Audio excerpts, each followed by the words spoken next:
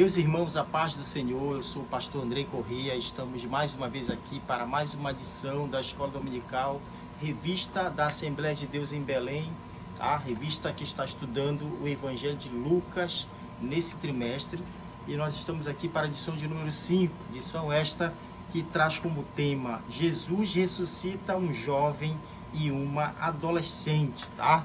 Antes de começar a lição, quero pedir a você que ainda não é inscrito neste canal, que possa se inscrever aí para a gente poder compartilhar cada vez mais essas mensagens, esses conteúdos para todo aquele que curte, que gosta desse tipo de conteúdo, ensino da palavra de Deus. Você que é apaixonado pela escola dominical, que é professor, coordenador, que é aluno dedicado ao ensino da palavra de Deus, se inscreva, curta o vídeo, pode curtir, pode compartilhar, para que cada vez mais pessoas tenham acesso a um subsídio de aula de ensino da palavra de Deus, principalmente esse aqui da Escola Dominical. Nós estamos trazendo aqui as lições que estão sendo apresentadas nessa revista. É a última revista do ano, estamos agora na lição de número 5. Lição essa que será ministrada agora no próximo domingo, dia 29 de outubro de 2023. O tema, eu já falei para vocês, Jesus ressuscita um jovem e uma adolescente. E ela traz aqui alguns episódios que estão nos capítulos 7 e capítulo 8 do Evangelho de Lucas. Este evangelho que está sendo estudado através da nossa revista, né, comentarista, nosso pastor Enoque. E nós trazemos aqui pela revista o nosso texto áureo, presta bem atenção, diz assim: chegando-se, tocou o esquife e parando os que o conduziam, disse: jovem, eu te mando, levanta-te. Esse é o texto áureo da lição, está lá no capítulo 7, versículo 14. Trazemos aqui também uma verdade prática muito interessante desta lição. Diz assim: Cristo tem o domínio sobre a vida e a morte. Sua soberania sobre os vivos e mortos é percebida na grande calma ao operar os mais poderosos milagres da ressurreição. Jesus tem intimidade, tem calma com esses milagres de ressurreição, porque quem entende de vida é o Senhor Jesus Cristo. Nós vamos entender isso ao longo da nossa lição. A leitura base desta lição, ela está lá no capítulo 7 de Lucas, versículo 1 ao versículo 17, e eu sempre recomendo que você leia com o seu aluno, faça o seu aluno manusear a Bíblia, abrir a palavra, leia um versículo, ele lê outro, vai passando aquela leitura responsiva lá no meio da classe, para que os seus alunos possam ter familiaridade e um bom manuseio da palavra de Deus. A escola dominical serve para isso, para você preparar o seu aluno e que sejam hábeis no manuseio da palavra de Deus, né? Conteúdo você vai trazer, mas o cara fica lá às vezes procurando, não sabe onde começa, não tem intimidade com a Bíblia. E quem gosta, quem é apaixonado pela escola dominical, sabe que a gente aprende isso manuseando, fazendo, conhecendo os livros. E quem provoca isso na vida dos alunos é você, professor. Tenha esse cuidado, tenha esse zelo por ler a palavra de Deus junto com seus alunos. Nós recomendamos. O estudo é da Bíblia, a revista é só um subsídio, é só um apoio para a gente. Como é de praxe, na revista da Escola Dominical, nós temos aqui a lição dividida em 3 tópicos, tá? E esses tópicos se dividem em subtópicos, nós vamos entrar no detalhe só durante o correr da lição, mas cada tópico aqui traz um assunto-chave. Por exemplo, o primeiro aqui dessa revista, o primeiro tópico 1, ele é o filho da viúva de Naim, vamos falar sobre isso. Vamos falar também no tópico 2, mulheres de fé, e no tópico 3, ressurreição da filha de Jairo, e os seus respectivos subtópicos, né? Passando aqui já pelo primeiro, nós vamos entender que nessa revista estudaremos algumas temáticas, e nessa lição aqui alguns episódios que são exclusivos do Evangelho de Lucas, né? Que são a ressurreição do filho da viúva de Naim, o perdão da mulher pecadora e as mulheres que apoiavam Jesus com os seus recursos, né? Falaremos disso ao longo desta revista. Já passando aqui para o primeiro, filho da viúva de Naim. Primeiro subtópico, o que Jesus viu quando se deparou com este episódio, né? Jesus estava chegando a uma cidade chamada Naim, né? Ficava ali numa região, na tribo de Isacar, e a revista traz alguns detalhes sobre localização, mas o que eu acho importante é Jesus entrando numa cidade pouco mencionada. Jesus se importava com essas cidades pequenas porque ele sabia que eles tinham almas que precisavam da misericórdia, do poder e do perdão de Deus. Jesus vai chegando na cidade, quando ele está entrando na cidade, todos nós sabemos que as cidades eram muradas, fechadas. Jesus vai entrando na cidade e saindo da cidade vinha um cortejo fúnebre, né? Pessoas ali trazendo um corpo num esquife, que não é um caixão fechado, você sabe disso, a lição traz para a gente detalhes do como é. O corpo vem sendo trazido no esquife e uma grande comoção, uma grande multidão para uma cidade daquele tamanho, uma grande multidão considerável, vinha chorando, vinha clamando, vinha se lamentando. A mãe do defunto, da pessoa que tinha morrido ali, um jovem, né, chorando muito, se lamentando muito, e tinha-se aquele costume, né, costume de se afastar. Quando vinha um cortejo fúnebre, as pessoas saíam da frente, afastavam para o lado, um para o outro, e era o normal para todo mundo que sabia dessa tradição, para que abrisse espaço para que aquele cortejo passasse. Porém, Jesus vê isso, se depara com essa situação e vê que as pessoas estão muito tocadas, chocadas, tristes, abatidas, porque era uma viúva, era a mãe desse rapaz, ela já era viúva, tinha perdido o marido e agora perde seu filho, seu único filho. Então a cidade toda ficou comovida e também Jesus ficou comovido, né? Nós vamos ver aqui no subtópico 2 o que Jesus sentiu, o que Cristo sentiu. Versículo 13 diz assim: e vendo ao Senhor, se compadeceu dela. Ele disse, não chores, né? Os milagres de Cristo eram credenciais da sua missão divina, porém jamais eram operados de modo mecânico, desprovido de sentimento. Escute só, a mola propulsora das suas operações era a compaixão. Comovia-o a enfermidade das pessoas e ele tomava sobre si a tristeza delas. Não chores, soava diferente aos seus lábios. Jesus olha para aquela situação, todo mundo chorando, todo mundo triste, e como é que ele, né, o Deus, Criador dos céus e da terra, o Verbo que se fez carne, conhecendo os problemas, as dificuldades que o ser humano enfrenta, as dores que o ser humano enfrenta, como é que ele não ia se compadecer? A Bíblia diz que ele olhou e se compadeceu, e Jesus sempre teve essa característica. E a palavra justamente diz, a palavra misericórdia, se você não sabe, ela significa justamente isso. É olhar para a dor do outro e trazer essa dor para dentro do seu coração, né? Misericórdia, palavra junção, duas palavras significam isso. Misericórdia é trazer a miséria do outro para dentro do seu cardio, do seu coração. Então Jesus tinha essa facilidade de compreender, de entender, e ele se compadecia das pessoas porque tinha facilidade em sentir o que elas estavam sentindo, né? Então este foi o sentimento que Cristo teve quando viu esse cortejo. Ele olha e ele vê as pessoas e ele começa a se compadecer, né? Mexeu com Cristo essa situação, sabendo ali já que se tratava de uma viúva que estava perdendo um filho único, se compadeceu. Aí vamos lá para o subtópico 3. O que que ele fez? O que foi que Jesus fez quando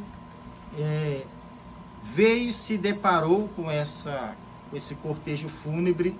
Está no versículo 14, Lucas 7, 14 e 17.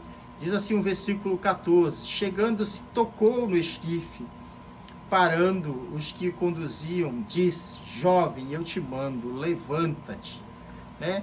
Primeiro, tinha pedido para a mãe do morto não chorar, não chores. E ele depois toca o esquife, para. Estava ali tocando no esquife, numa maca, onde era conduzido o corpo para ser enterrado.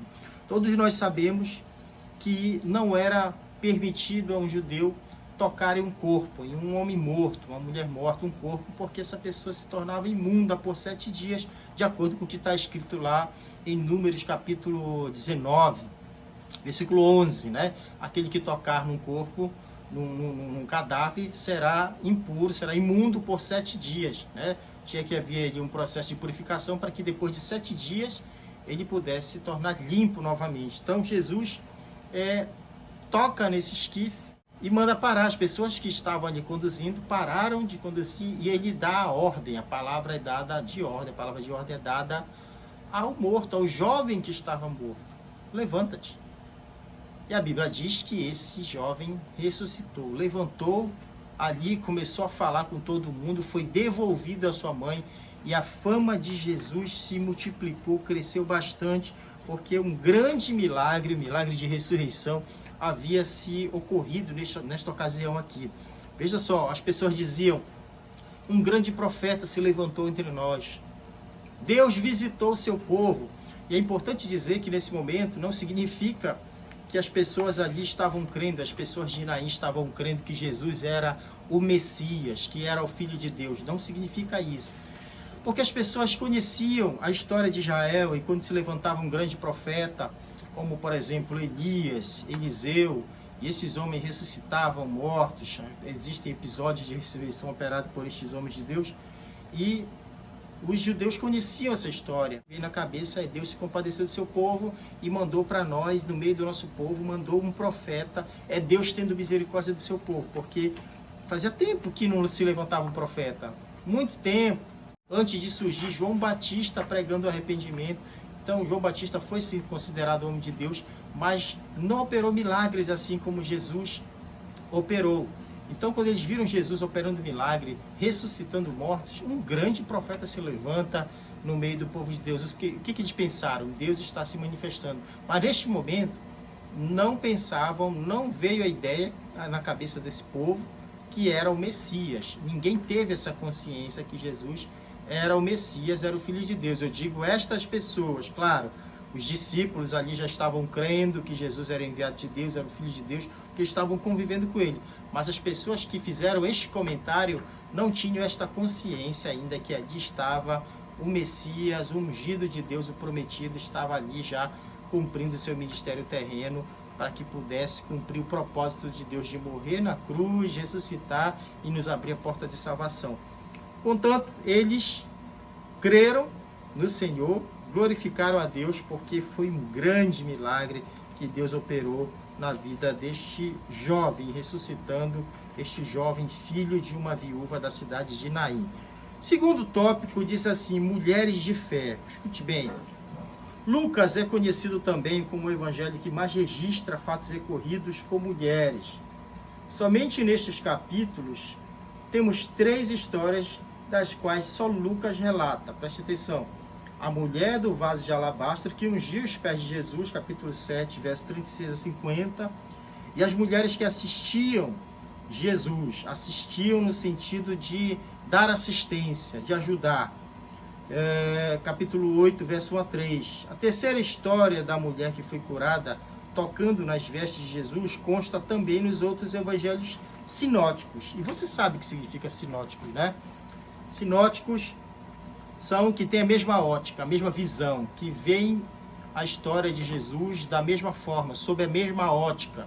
É por isso que são chamados de sinóticos, porque são vistos tem quase os mesmos relatos, alguns com exclusividade, mas quase a mesma linha de relato, que são os evangelhos de Mateus, Marcos e Lucas. João já é um pouquinho diferente, tem mais alguns fatos exclusivos, relatos, orações exclusivas, mais da intimidade ali de Jesus com os discípulos, mas os sinóticos são Mateus, Marcos e Lucas, tá?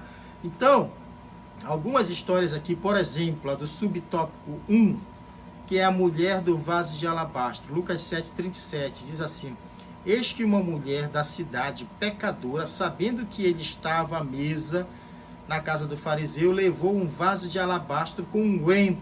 Preste atenção. Jesus foi convidado por um fariseu chamado Simão para uma refeição. Vamos lá, vai jantar lá em casa, uma coisa assim. Jesus leva os seus discípulos, senta-se à mesa, e a mesa não era igual a que nós conhecemos hoje, que você põe uma cadeira, as suas pernas entram para baixo da mesa, e você está sentado. Não, mesa daquela ocasião era a mesa mais baixa, as pessoas deitavam-se no chão, com o cotovelo no chão, e ficavam à altura da mesa, assim, e os pés ficavam estendidos para fora da mesa, né? Não tinha cadeira. Então estava ali na mesa, todos assentados, e entrou uma mulher pecadora. A Bíblia não dá nome, há muitas pessoas que confundem aí, essa mulher pecadora que os dias para Jesus era a irmã de Lázaro, Maria. Não era. Se nós formos comparar os eventos, são cidades diferentes, ocasiões diferentes, tratamento de Jesus foi diferente, então não era Maria, irmã de Lázaro. É porque Maria, irmã de Lázaro, já tinha outro comportamento, já era uma pessoa mais dedicada a Cristo. Esta mulher era uma mulher pecadora, acredita-se que ela era recém-convertida. O fato é que ela chegou, ela começou a chorar aos pés do Senhor, molhar os pés do Senhor com as suas lágrimas, ungir o Senhor, enxugar as suas lágrimas lá que estavam molhando os pés do Senhor, enxugava com os seus cabelos, ungiu o Senhor. E a Bíblia diz que o fariseu, vendo isso acontecer, passou os pensamentos, assim, começou a maquinar na cabeça dele. Esse camarada não é de Deus coisa nenhuma, ele não é profeta coisa nenhuma. Primeiro, olha só o julgamento do fariseu. Se ele fosse profeta, ele saberia primeiro quem é essa mulher. Porque essa mulher é uma pecadora. Então, se ele fosse um homem de Deus, ele não deixaria de forma alguma que essa mulher chegasse perto dele. Ele ia se afastar dela, porque não convém que um homem de Deus, um mestre, um rabi, chegue perto de uma pessoa tão pecadora como essa mulher. O fariseu pensando isso, Jesus, conhecendo o pensamento do fariseu, fez logo uma comparação, contou-lhe a parábola dos dois devedores ao credor, né? Um devia acho que 500, se não me falha a memória, e outro 50. Não tendo os dois como pagar, o credor perdoou os dois e fez a pergunta ao fariseu: a quem dos dois amou mais aquele credor compassivo? O fariseu diz assim, Simão falou assim, para mim eu acho que foi aquele que devia mais. Jesus falou, tá certinho, mas eu vou te ensinar uma coisa. Eu entrei na tua casa, você não me deu água para lavar os meus pés. Eu entrei na tua casa, você não me deu o ósculo. O ósculo é o beijo do cumprimento, beijo no rosto, do cumprimento, né? As pessoas, quando convidavam, os anfitriões recebiam seus convidados com beijo no rosto. Jesus falou assim, você não me deu água para lavar meus pés, você não me deu o ósculo, que era um sinal de que eu estava sendo bem-vindo à tua casa, você não me ungiu a cabeça. Mas esta mulher aqui, desde que ela chegou aqui, ela não para de chorar nos meus pés, de enxugar os meus pés com os seus cabelos e me ungiu a cabeça. E aquele perfume encheu toda a casa. Gente, Jesus estava falando ali que aquela mulher, apesar de pecadora, tinha entendido a verdade do Evangelho, tinha recebido o perdão de Cristo e estava ali muito grata, estava ali amando o Senhor, querendo estar perto dele e foi seguindo o Senhor, foi uma seguidora de Cristo. O pensamento de alguém que age como fariseu é justamente esse, né? Eu não vou me misturar com uma pessoa pecadora porque eu não sou pecador. Eu não vou dar todo o prestígio, toda a honra que Jesus merece, porque ele é uma pessoa qualquer, nem profeta de Deus ele é. Olha só, está uma mulher pecadora perto dele e ele nem sabe reconhecer que uma mulher dessa é uma pecadora e não é homem de Deus coisa nenhuma.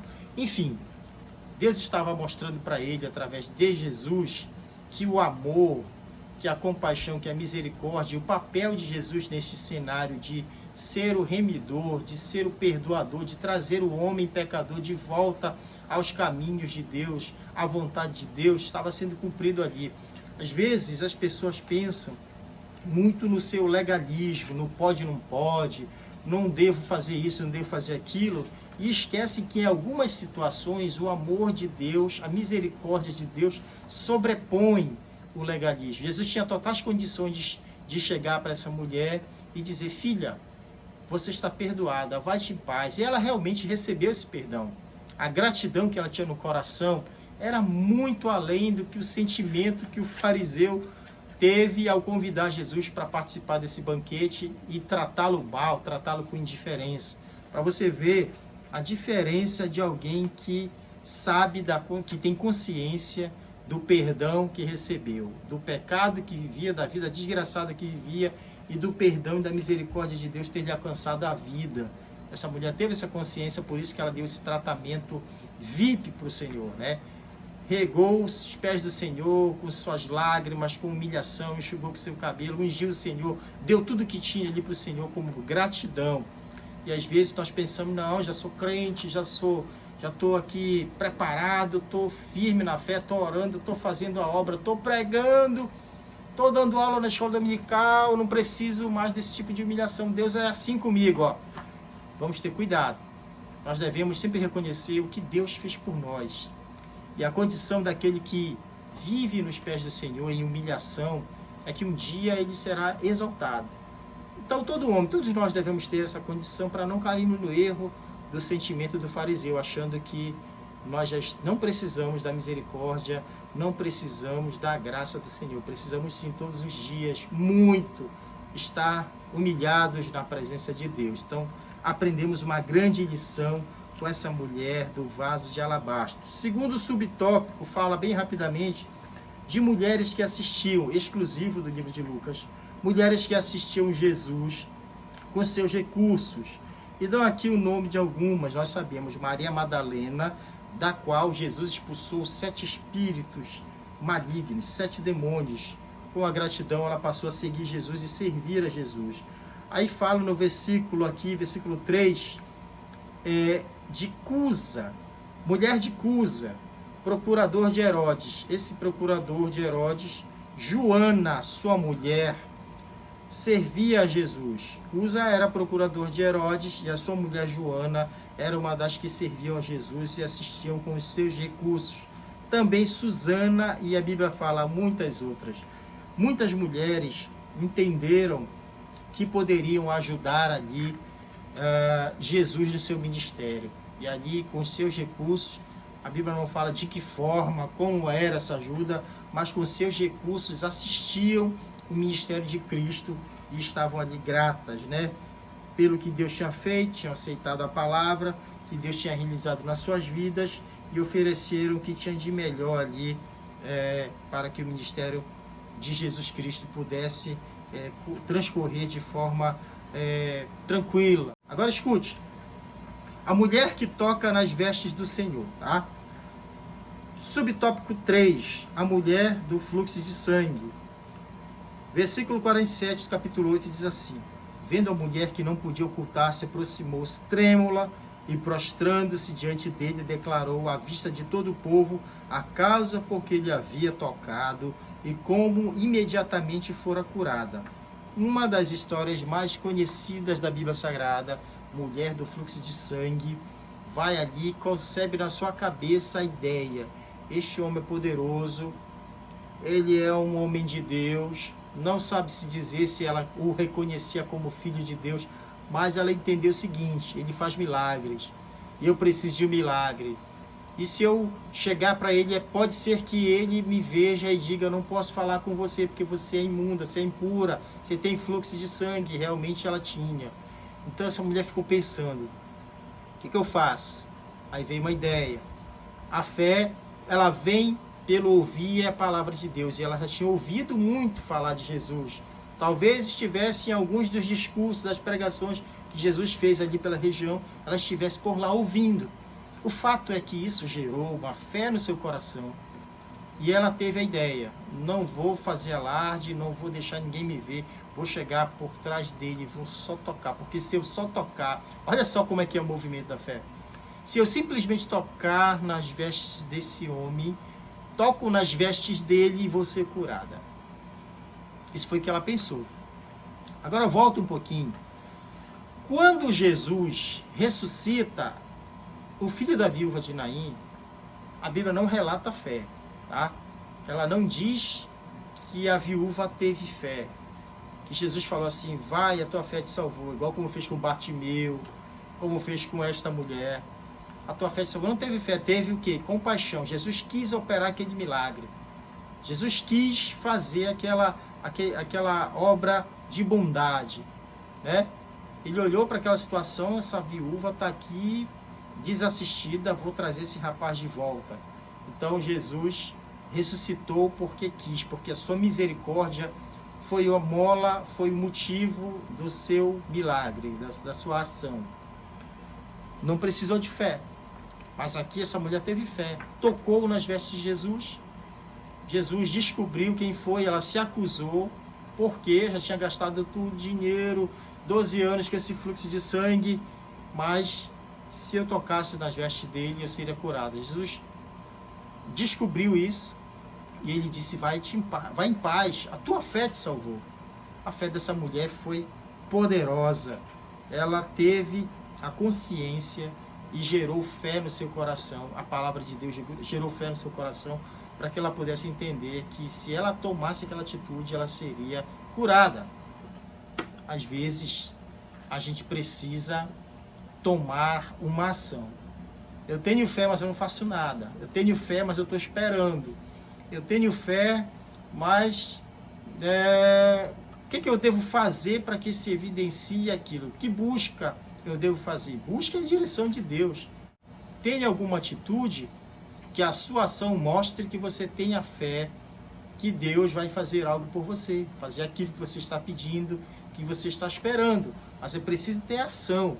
A fé, ela é acompanhada de obras. Então, mesmo que você creia, tenha fé, você conhece Jesus, sabe de ouvir falar, serve a Ele, o aceitou como Salvador, sabe do seu potencial, do Deus poderoso, não existe impossível para Ele, mas você não tem ação, você não tem atitude.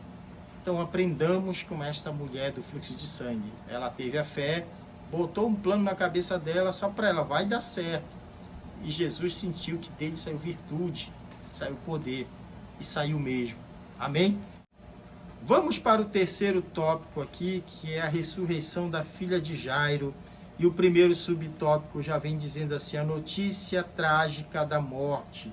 Jesus estava a caminho da casa de Jairo, a sua filha estava doente, no caminho para atender a mulher do fluxo de sangue, que toca em Jesus, que fala com ele, que recebe o milagre, que diz, vai-te em paz, a tua fé te salvou, volta para o caminho, continua a caminho da casa de Lázaro, e de repente chega alguém, não precisa mais. Alguém veio da casa e trouxe a notícia, não incomodes mais o mestre, a tua filha já está morta. E Jesus escuta aquilo. A atitude de Jesus foi olhar para Jairo antes que a sua fé desabasse, acabasse, porque aquela notícia da morte poderia ser devastadora, como foi, deve ter sido devastadora. E antes que essa construção de fé pudesse vir abaixo, Jesus olha para ele e diz, não temas, crê somente, continua no caminho. Continua. E foram para a casa de Jairo, acreditando. Jesus falou assim, chegou lá, as pessoas estavam pranteando, já estava a menina morta, e Jesus chega lá e fala assim mesmo, ela não está morta, ela está dormindo. Ela não está morta, ela dorme. E olha só que coisa incrível, as pessoas ficaram ali meio que zombando de Jesus. Que história de dorme, de sono é essa? E eu vou te explicar uma coisa, é porque Jesus, para ele, só existe um tipo de morte, que é a morte eterna. E o que é a morte eterna? É o afastamento de Deus, eternamente. É quando o homem não tem mais chance, não tem mais a oportunidade de se aproximar de Deus através do perdão do seu pecado, da regeneração em Cristo, e ele não consegue mais. Ele já morreu sem Cristo, já morreu em pecado. Então esta morte é chamada de morte eterna. Para Deus, ele considera a morte somente esta. Todas as vezes que Jesus se refere à morte, eu sempre já preguei sobre isso, já tive um vídeo também no meu canal sobre isso. Sempre que Jesus se refere à morte, ele não chama a morte humana. Ele não chama a morte humana, a morte física, ele não chama de morte, ele chama de sono. Se você for prestar atenção, aqui ele chamou, neste episódio da filha de Jairo, ele disse, ela não está dormindo, ela não está morta, ela está dormindo. Quando vieram trazer o recado que Lázaro estava doente, ou Lázaro precisava da presença do Senhor, estava muito mal, estava doente, e Jesus já sabia que Lázaro tinha morrido, e ele falou, nós vamos lá visitar o nosso amigo Lázaro, porque ele está dormindo. E Jesus fala que Lázaro está dormindo. Um discípulo falou assim, se ele está dormindo, vamos ficar tranquilo, porque ele vai acordar. Se é um sono normal, ele vai acordar. Jesus teve que falar para ele entender, não, ele está morto. Mas primeiramente Jesus falou que ele estava dormindo, porque para Deus, morte física é sono, principalmente se essa pessoa já tem a vida eterna. É só um sono. Aqui é só apaga, mas a alma continua viva, eternamente vai viver nos braços do Senhor. Então, quando Jesus fala para um dos discípulos, vem e segue-me, né? Está lá capítulo 9 do Evangelho de Lucas, vem e segue. Olha para um discípulo e diz, vem e me segue, vem comigo, vem me seguir. Esse discípulo olha para Jesus e fala assim, Senhor, eu vou te seguir, mas deixa primeiro eu enterrar o meu pai. E Jesus fala para ele, deixa que os mortos enterrem seus próprios mortos. Mais uma vez Jesus falando, chamando de morto as pessoas que não têm comunhão com ele. Deixa que os mortos enterrem seus mortos. Ou seja, está muito claro que para Jesus a morte física, a morte humana aqui na Terra é só um sono. Então por isso ele se refere ao sono. E ele chega para a menina e desperta essa menina como seu pai e sua mãe a despertavam todos os dias. Ele diz, menina, levanta-te. Ela estava morta, mas era só da morte física. E ela levantou-se. Ele mandou dar comida para essa menina. Trouxe ela de volta para a vida, mandou dar alimento para ela e devolveu a sua família. Milagre do Senhor. Mas o fato é que nós entendemos que Jesus ele tem poder para ordenar. E interessante, que eu acho que você deve mencionar com bastante ênfase aí para a sua classe, é que quando Jesus ressuscita Lázaro, filho da viúva de Naim, quando ele ressuscita a filha de Jairo, ele não ora a Deus pedindo a ressurreição. No episódio de Lázaro, você vai perceber lá no Evangelho de João, capítulo 11, você vai perceber que ali Jesus ora a Deus, agradecendo a Deus. Pai, tu sempre me ouve, graças te dou porque tu me ouviste, sempre me ouve. Mas na hora de operar o milagre, ele fala com Lázaro. Na hora de ressuscitar o filho da viúva de Naim, ele fala com o jovem. Na hora de ressuscitar a filha de Jairo, ele fala com a menina. Menina, levanta-te. Jovem, levanta-te. Lázaro, sai para fora. Já estava sepultado. Lázaro, sai para fora. Então você percebe o seguinte, Jesus não ora pela ressurreição, ele dá uma palavra de ordem.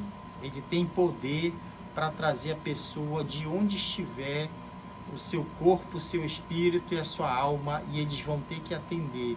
É o poder de Deus sendo operado no milagre da ressurreição. Quando ele fala, menina, levanta-te, ele está dizendo, proferindo praticamente as mesmas palavras que os pais daquela menina falavam quando iam despertá-la pela manhã. Então, essa palavra vai de encontro à pessoa. É uma palavra de relacionamento. Jesus tem poder sobre a vida e sobre a morte. O poder dele é incomparável. E que nós possamos entender isso. Escute o que diz a aplicação pessoal da revista. Diz assim, o filho da viúva de Naim, a filha de Jairo e Lázaro foram ressuscitados e voltaram a morrer. Aguardamos, porém, o dia glorioso em que eles e todos os salvos que morreram em Cristo ressuscitarão e viverão para sempre com Jesus no céu. Essa é a nossa esperança. Veja bem, esses ressuscitados voltaram a viver e tornaram a morrer, porque é o ciclo normal da vida. Mas aquele que crê em Deus, aquele que está com Jesus, a ressurreição que vai vir para a nossa vida, no arrebatamento, o novo corpo, o corpo transformado, o corpo redimido. Os mortos ressuscitarão primeiro, já com o corpo transformado, glorificado.